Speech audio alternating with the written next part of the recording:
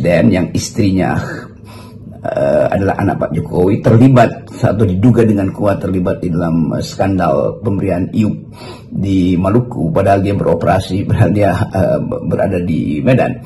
Jadi sekali lagi kemampuan kita untuk mendeteksi keadaan akhir dari Pak Jokowi itu kadang-kala membuat kita mengerti bahwa memang ada banyak skandal di dalam pemerintahan Pak Jokowi.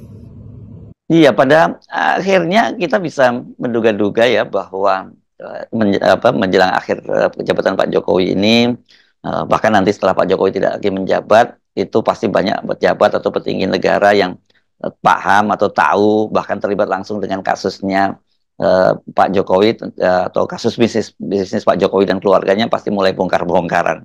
Tentu terlihat bahwa ada kegelisahan dari keluarga Pak Jokowi karena dinastinya mulai dipersoalkan.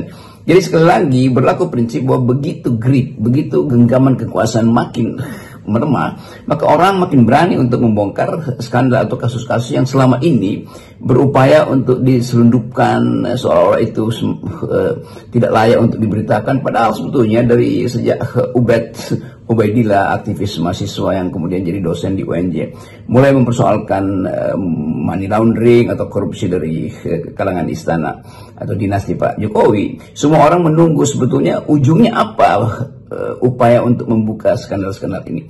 Jadi kita ingin supaya Pak Prabowo nanti tidak terbebani justru oleh hal-hal yang sifatnya skandalus, tapi ditutupi demi ketertiban politik. Yang lebih penting adalah memastikan bahwa ketertiban politik itu berbahaya kalau justru dia melanggar etika publik, yaitu hak rakyat untuk mengetahui skandal-skandal itu.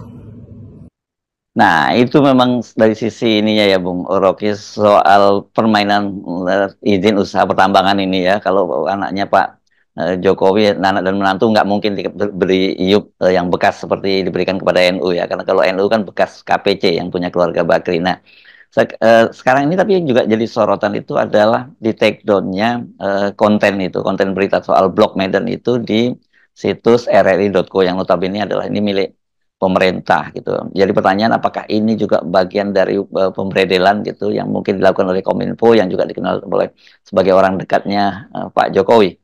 Yang lebih menggelisahkan adalah kenapa hal atau soal blok Medan ini sudah dibuka oleh banyak media sebetulnya, tapi kemudian ketika diberitakan ulang oleh